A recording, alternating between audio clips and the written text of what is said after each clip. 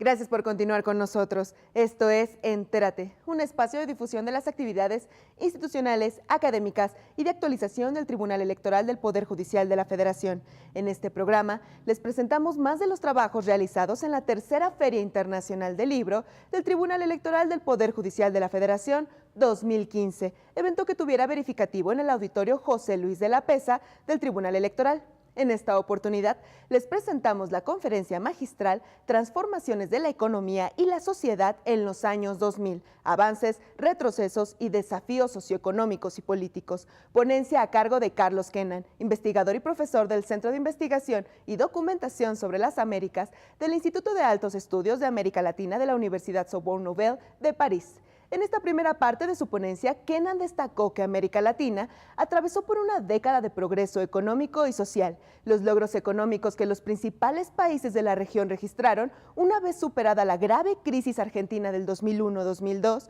se dieron juntamente con una reducción de la pobreza y, en menor medida, de las desigualdades, aunque aún hay muchos retos por superar. Les invitamos a que permanezcan con nosotros con estas reflexiones. Comenzamos.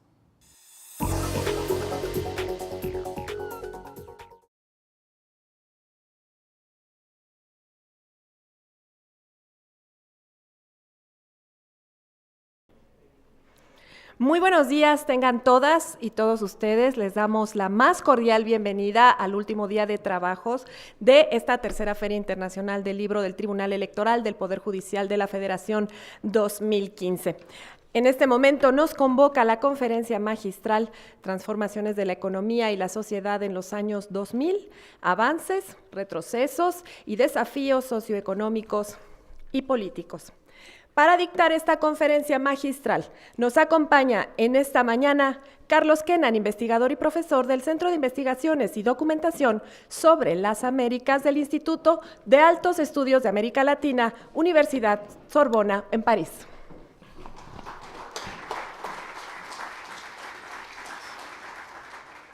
Me permito comentarles que actualmente es vicepresidente encargado de las Relaciones Internacionales del Instituto de las Américas, creado en marzo del 2007. Desde junio de 2013 es presidente del Consejo Europeo de Investigaciones sobre América Latina. Ha sido consultor de varios gobiernos de América Latina, diversas instituciones financieras internacionales, de numerosas revistas ha publicado y bueno, también ha sido profesor invitado en diversas universidades e instituciones académicas de Estados Unidos, Canadá, América Latina, Europa y África. Es autor o coautor de más de 70 libros y capítulos de libros y numerosos artículos en revistas científicas sobre relaciones económicas internacionales, la integración regional y la macroeconomía de los países emergentes, en particular latinoamericanos. Tiene usted el uso de la voz, doctor Carlos Kennan.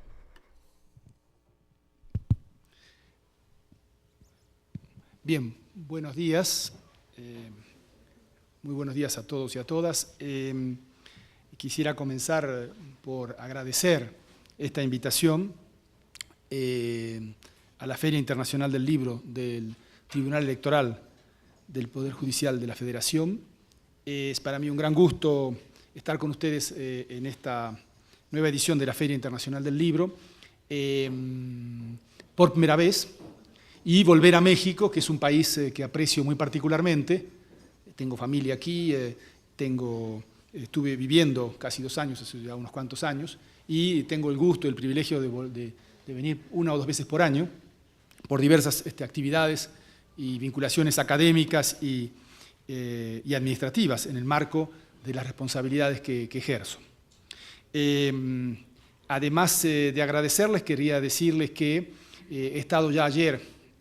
una parte de la mañana siguiendo las presentaciones y los debates, y me parece muy interesante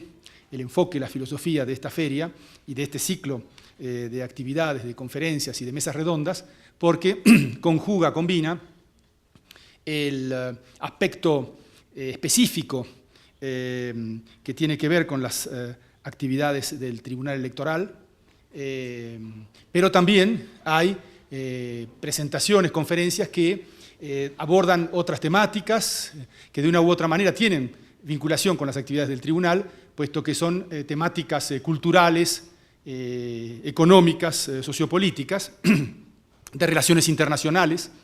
como me tocó ayer justamente al presenciar una de las intervenciones que aquí se dieron. Y en efecto esto me parece muy enriquecedor, muy interesante, muy positivo, y justamente hoy habrá un poco de todo eso, si ustedes revisan el programa, terminando con una intervención o una mesa más ligada a temas literarios, culturales, que me parece muy importante también para comprender las realidades. Y puesto que de eso se trata, de que hay un tema literario, cultural, y que estamos en una feria internacional del libro, no quería dejar de mencionar en estas palabras introductorias que se cumple hoy un año del fallecimiento de ese gran latinoamericano y gran escritor que fue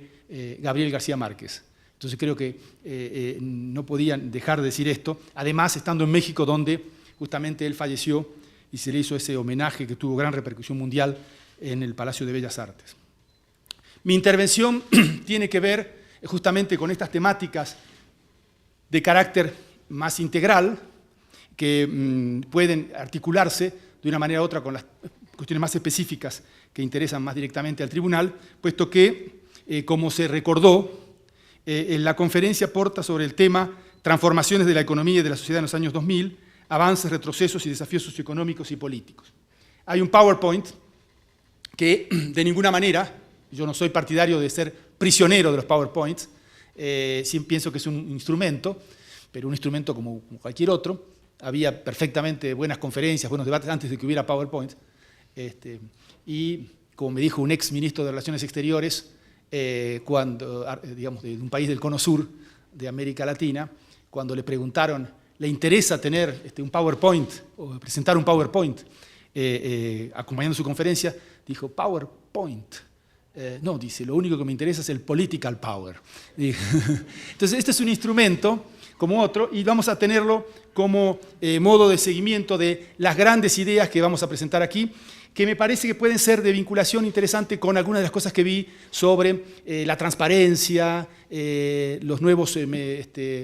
mecanismos y procedimientos electorales, etcétera, porque hay una dimensión que tiene que ver con la democracia. ¿De qué se trata? ¿De qué vamos a hablar? Quizás conviene señalar antes que nada que en un contexto de inestabilidad de crecimiento mediocre, y con esto voy a introducir el hecho de que va a haber una fuerte dimensión económica en lo que digo, pero vamos a tratar de ir hacia lo sociopolítico también, se asiste en el mundo occidental, sobre todo en Estados Unidos y en la Unión Europea, se asiste a intensos procesos de reestructuración en el plano social y de recomposición a nivel de los sistemas políticos. Esto es muy notorio en el caso de Europa, uno de los epicentros de un proceso que todos ustedes conocen sin duda, que es esa gran crisis económica global que estalló en 2007-2008, con la crisis de los subprimes en Estados Unidos, que se agravó con la quiebra de Lehman Brothers en 2008, también en Estados Unidos, y que luego contagió por diversos mecanismos y canales, sobre todo a Europa Occidental, en una primera fase, hasta incluso derivar en una crisis económica propiamente europea, que amenazó la subsistencia del euro, sobre todo en 2011-2012. Esa crisis económica internacional, por cierto, no ha concluido totalmente, en la medida en que, como las grandes crisis que ha conocido la economía mundial, la de los años 30, por ejemplo, solo se puede decir que ha concluido cuando verdaderamente hay una reestructuración tal que permite una dinámica sostenida de crecimiento estable, y esto no aparece todavía claramente, si bien es cierto que hay procesos de reactivación importantes en Estados Unidos que dejan pensar que puede haber allí un comienzo de salida de crisis de este país. Ahora, más allá del caso específico de la situación de unos u otros, en lo que fue el epicentro de esta crisis internacional, Estados Unidos y los países de la Unión Europea, lo que nos interesa aquí es más bien que estos procesos generalmente dan lugar a grandes reestructuraciones en el plano social, político, con nuevas fuerzas que emergen. Y de alguna manera esto también se plantea en América Latina, bajo especificidades propias a la región, que tras una década de crecimiento económico, bastante sostenido, 2003-2012, que se tradujo en avances importantes en el plano social, por ejemplo, pero que ha tenido también asignaturas pendientes, como veremos más adelante, un gran déficit en materia de diversificación, de complejidad productiva de las economías de la región, pues lo que ocurre en América Latina, en el contexto de esta evolución global, que de alguna manera influencia la evolución específica de la región, se asiste a una especie de cambio de ciclo, ese ciclo de prosperidad que conoció la región, que incluso le permitió resistir muy bien a los efectos de la crisis económica internacional, salvo algunos países que fueron más golpeados, y es el caso de México, que estaba muy pegado al epicentro de la crisis por sus vinculaciones estrechas con la economía estadounidense, pero aún así hubo una muy buena resistencia, porque se tradujo, lo veremos un poquito más adelante, más en detalle, en una recesión importante, una caída de más de 6% del Producto Interno Bruto en el 2008-2009, en el caso de México, pero no se tradujo esta crisis y su impacto en crisis monetarias o financieras graves, como ocurría en otras ocasiones con América Latina, cuando había una crisis o un efecto negativo de la evolución de la economía internacional sobre la región. La región resistió bastante bien en el marco de ese ciclo de crecimiento y de expansión económica, pero hay un cambio de ciclo, se agotó ese ciclo económico, volveremos sobre esto, y en ese marco lo que haremos aquí es tratar de hacer un balance de ese ciclo de expansión económica en América Latina, ver cuáles fueron sus principales efectos sociales y sobre todo evaluar los principales riesgos, desafíos y oportunidades que se plantean, tanto desde el punto de vista del desarrollo económico como desde el punto de vista del desarrollo democrático de la región. No soy un politista, no soy un cientista político, pero dejaré para la reflexión de ustedes algunos elementos que pueden generar algún tipo de reflexión sobre la evolución entre ciclo económico y procesos democráticos, en particular en la región. Este es el plan de la exposición, que no reitero porque lo tienen allí, son puntos que voy a abordar de manera de la más sintética posible. No más de una vez verán que los slides que presento no los comento de manera exhaustiva porque si no estaríamos quizás hasta mañana en la mañana por aquí. Y en particular entonces unas palabras iniciales sobre el punto 2. Todo esto que vimos hasta ahora es la introducción, es decir, el balance de una década de crecimiento y de prosperidad en América Latina. ¿Qué es lo que podemos decir en pocas palabras sobre esto? Bueno, la región conoció un periodo, que es el que se advierte sobre todo aquí al final, de crecimiento de alrededor de 4%, con dos fases que vamos a distinguir bien, 2003, 2008, de 2009, 2012, 2013. El ciclo de expansión es este que va desde aquí, entonces, hasta aquí, con un crecimiento promedio de 4%, una fase eufórica inicial muy importante, que contrasta esto con la situación de las décadas anteriores, que fueron, ustedes ven, de crecimiento muy mediocre, en especial la llamada década perdida de los años 80, donde el crecimiento de la región apenas excedió 1% y fue negativo en términos de ingreso, de crecimiento del ingreso per cápita, por lo cual justamente se planteó como década perdida para el desarrollo, porque la región retrocedió en esos planos. De alguna manera, el periodo reciente implicó una cierta similitud con el periodo de los años 50, que no está aquí, 60, 70, en los que la región latinoamericana creció a un promedio de más de 5% interanual, en el marco de otra situación, economías cerradas, épocas de industrialización por sustitución de importaciones, etc. Pero este es el periodo más reciente, un periodo finalmente de un ciclo de expansión de crecimiento de 4% en promedio para la región, con grandes diversidades nacionales, diremos una palabra sobre esto, y un periodo en el que, como ya dije, se resistió muy bien a la crisis internacional. A pesar de que ven aquí ustedes una caída, esto es 2009, donde la región tuvo un crecimiento de casi menos 2%, con una diferencia, digamos, fuertemente impactado por la recesión bastante marcada que conoció México, que ya mencioné, y otros países como Brasil, etcétera, que tuvieron menos 0 y algo por ciento, es decir, crecimientos ligeramente negativos. Esto fue efectivamente malo para la región, pero, insisto, y esto tiene que ver con los puntos positivos que podemos extraer como balance de este periodo, la región tuvo un impacto negativo en el crecimiento, pero no hubo crisis monetarias y financieras graves en la región, que era lo que ocurría siempre cuando había shocks desfavorables. Recuerden ustedes la crisis de la deuda de los años 80, que afectó a México y otros países, la crisis asiática de finales de los 90, que implicó también fuertes crisis monetarias y financieras en varios países de la región, Brasil, Ecuador, Argentina, entre otros. Claro, agravadas por los desequilibrios internos que tenían estos países. No entrar en esto en el detalle porque primero no se ve muy bien y segundo, esto que está basado en un libro que ustedes pueden ver con mayor detalle, que he coordinado con otro colega, un libro colectivo donde además hay capítulos de unos y otros, un libro del Instituto de las Américas, elaborado para la Agencia Francesa del Desarrollo, que se publicó el año pasado, en francés, por supuesto, porque estuvo en Francia, pero también en español y portugués, porque tenía que ver con los desafíos del desarrollo en América Latina. Ahí se ve con más detalle que hay una diversidad de situaciones, y lo que es importante es que la región hizo lo que los economistas conocemos como un catch-up, es decir, una cierta disminución de la brecha de ingreso por habitante respecto de los países más desarrollados, porque creció más rápido que los países desarrollados, por primera vez desde hacía mucho tiempo.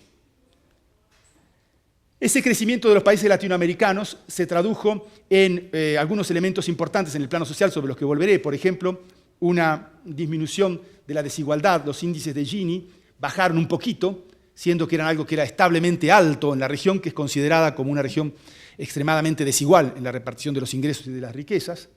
Pero es importante que mencionemos algo, porque incluso tiene muy directamente que ver con México, que es que ese crecimiento de las economías latinoamericanas, que fue de 4% en este periodo 2003-2012,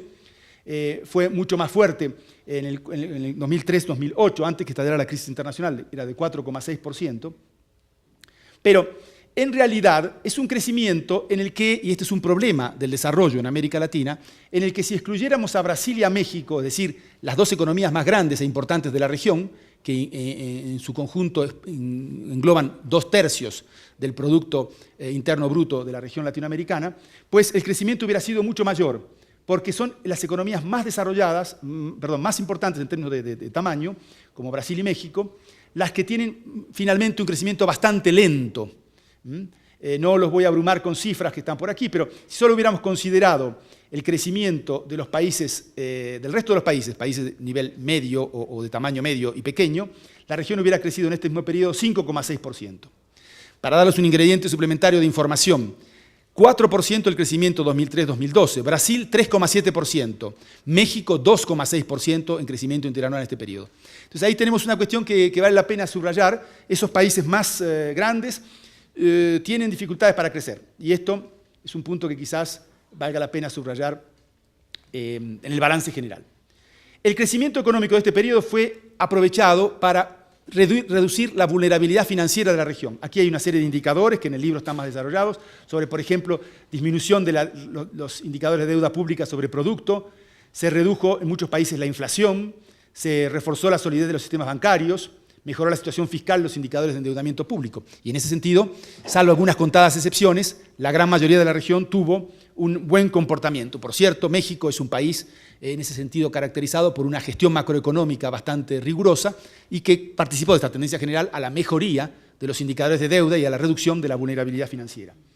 ¿Por qué ocurrió este crecimiento? Porque justamente es importante preguntarnos esto para ver por qué hay un cambio de ciclo desde hace 2 o 3 años. En realidad esto ocurrió por varios factores, pero uno fundamental y determinante fue el contexto internacional. El marco internacional fue favorable, la región conoció un auge de sus exportaciones de materias primas, sobre todo beneficiando a los países de América del Sur. Si ustedes miran los términos del intercambio, es decir, las relaciones de precio entre las exportaciones y las importaciones, se advertirá que hay algunos que son muy volátiles, esto es el Caribe, algunos que crecen progresivamente en todo este periodo, que nos interesa ahora, que son los países de América del Sur, y otros que están con términos del intercambio relativamente poco finalmente favorables o estables, finalmente sobre el conjunto de la región, que es el caso de Centroamérica o de México, que no es efectivamente un exportador decisivo de materias primas. Ustedes saben muy bien, hay una gran importancia de las exportaciones de productos industriales y fundamentalmente, bueno, de productos industriales en general, y una parte importante de las llamadas maquiladoras.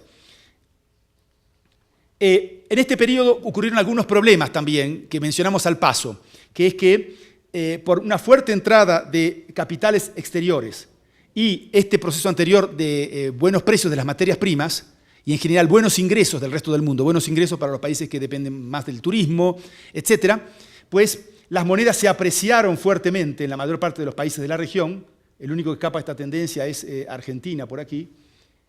porque tiene una particularidad de su régimen cambiario que no es exactamente el mismo que los otros. Entonces estamos aquí hasta 2012-2013, no el periodo actual. Y esto originó un encarecimiento de los costos de estos países, una pérdida de competitividad y en algunos casos una reprimarización de sus exportaciones. Es decir, que empezó a ganar terreno la parte de las exportaciones de productos primarios, cuando en realidad en la región, desde los años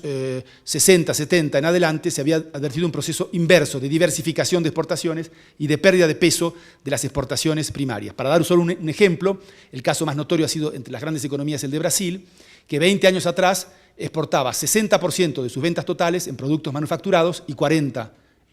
materias primas, y hoy día es la inversa, 60% de materias primas y el 40% productos industriales manufacturados. Esto tuvo que ver con un factor decisivo, que es la irrupción de China como gran actor de la economía mundial y como importador neto de materias primas a partir de los años 90-2000,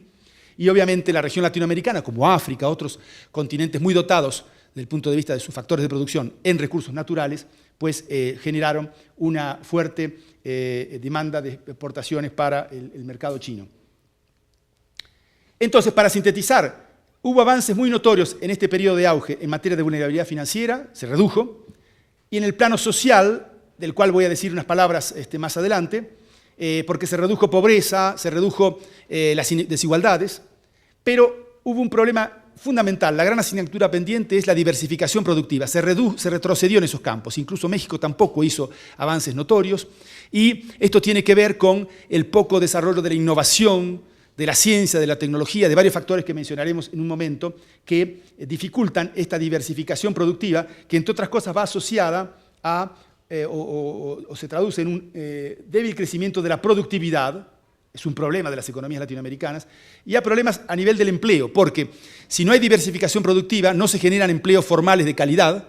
y los sectores motores son sectores exportadores de materias primas, sobre todo en América del Sur, que son generalmente intensivos en capital y en recursos naturales, pero poco intensivos en mano de obra. Es decir, esa dinámica de crecimiento basada en las exportaciones primarias, en las industrias extractivas, en general no permite dar empleo de calidad y masivo a la mayor parte de la población. Por eso hay un gran desafío de la diversificación productiva. Voy a pasar muy rápido sobre esto, sin mayores detalles, solamente decirles que, porque está justamente en mi artículo dentro de este libro, que por cierto está en línea y que le hemos enviado a Nicole ya hace unas semanas y se puede distribuir a todos los que lo deseen, en español, en francés o en portugués, como decía.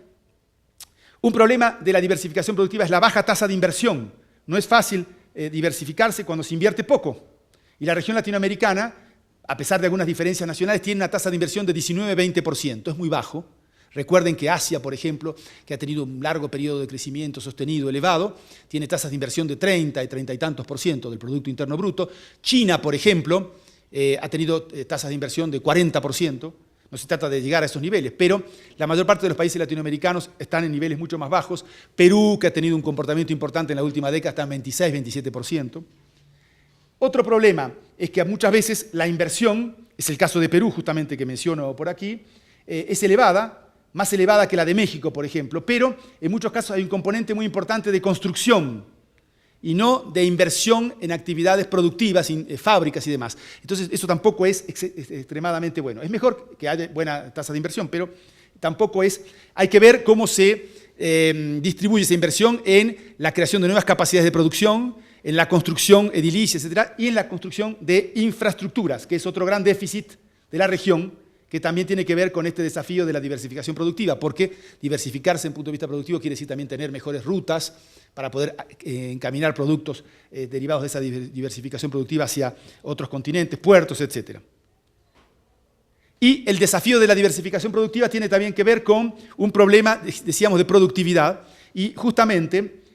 una cuestión básica para elevar la productividad en largo plazo es el gasto en educación. Y la región, no entraré mucho en los detalles, tiene niveles de gasto en educación bajos, comparativamente a otras zonas del mundo, y el único que destaca por un gasto de educación superior a 12% es el caso de Cuba, donde se plantea más bien otra problemática, que es cómo ese gasto en educación se traduce en actividades productivas, rentables, eficaces. Eso es otro problema que tiene que ver con el modo de organización del sistema productivo en ese país. Y otra manifestación de las dificultades de la región en la educación son los pobres resultados en las pruebas PISA, que ustedes saben se hacen en promedio en materia de lectura, matemáticas y ciencias para estudiantes o jóvenes de nivel secundario. ¿Qué pasa en los últimos tiempos? Voy a pasar más rápido. Se terminó el ciclo. Estoy en el punto 4 de 7, o sea que no se asusten, vamos a terminar dentro de no mucho. Fin de la expansión y retorno de la restricción externa. Esto es lo que está pasando desde 2013, 2014, 2015. Ese es el nuevo ciclo en la región latinoamericana.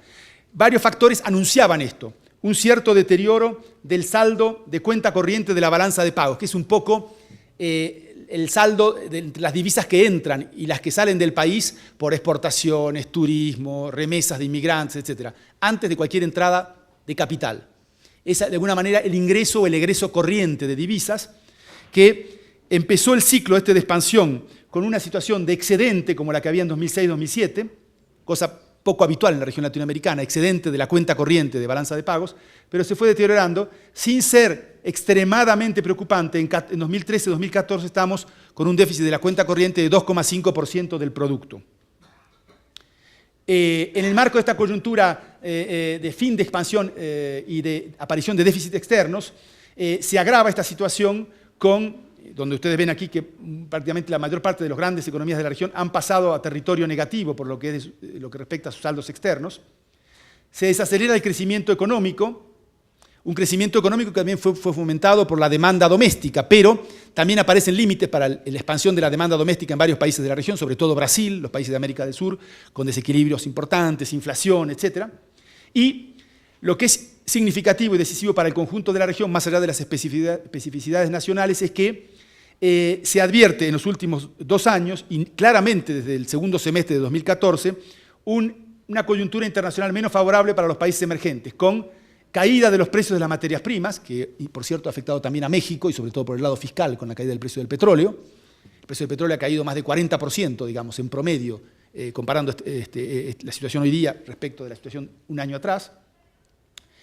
A su vez, otro factor que complica o genera preocupación desde el punto de vista del entorno internacional de las economías latinoamericanas es el progresivo fin de la política monetaria expansionista en los Estados Unidos, el quantitative easing, la creación monetaria por compra de títulos, que se terminó hace unos meses, como seguramente muchos de ustedes saben, pero sobre todo la amenaza que planea de un aumento de las tasas de interés en Estados Unidos a partir del segundo semestre de este año, que podría encarecer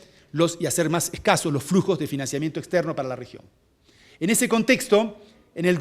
bienio 2014-2015, el crecimiento debería situarse alrededor de 1% en ritmo anual. Ya el año pasado fue de 0,8% el crecimiento de la región, muy bajo, bajo en México, bajo en Brasil. Las únicas economías que crecieron por arriba de 5% son economías pequeñas, Panamá, Bolivia y República Dominicana, el año pasado. Y es de esperar, lamentablemente, que 2015 tenga una característica similar. Si ustedes se fijan un poquito en esto, van a ver que en las últimas semanas y meses todas las instituciones internacionales, la OECD, el Fondo Monetario Internacional esta semana, corrigen a la baja las previsiones de crecimiento para este año 2015. Los esperamos en una próxima emisión de Entérate, solo por Plataforma Electoral, el canal de televisión por internet del Tribunal Electoral del Poder Judicial de la Federación. Soy Roxana Noriega, hasta la próxima.